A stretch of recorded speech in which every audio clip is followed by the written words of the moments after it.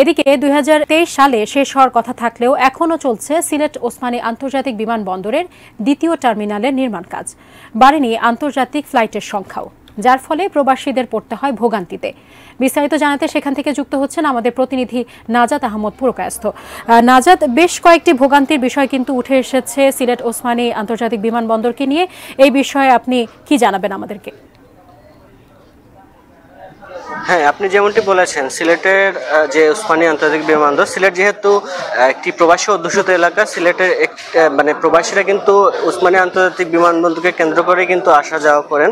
আমি এই ওসমানী আন্তর্জাতিক বিমানবন্দরে আপনি যেমনটি আগেও বলেছেন, আমিও একটু বলে রাখি, সিলেটে কিন্তু দ্বিতীয় টার্মিনাল যেটির কাজ 2020 সালে শুরু করা হয়েছিল, সেটি এখন পর্যন্ত শেষ হয়নি।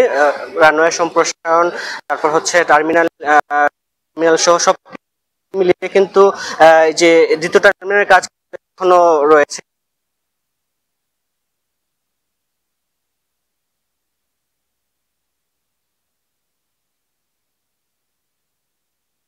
আজকেও একটু আগে এখানে শারজাহ থেকে একটা ফ্লাইট এসেছিল। আমরা যেমনটি যাত্রীদের সাথে জেনেছি, তারা বলছেন কিছু ভোগান্তিতে পড়েছেন তারা।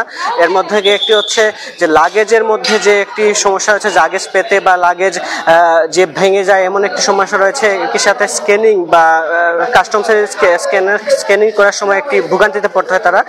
একই সাথে বিমানের যে বাহিরের যে ব্যবস্থাপনা, সেই ব্যবস্থাপনার কথা নিয়েও তারা অনেকটা ভোগান্তির কথা বলেছেন, যার কারণে কিন্তু অনেকেই আসলে এই বিমানবন্দরে এসে ভোগান্তিতে পড়তে হয়।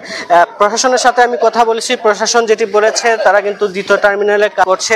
একই সাথে 2020 সালে 2,300 কোটি টাকা ব্যয়ে যে টার্মিনাল কাজ শুরু হয়েছিল, সেটি কিন্তু তারা অচিরেই শেষ করবে এমনটি বলেছেন।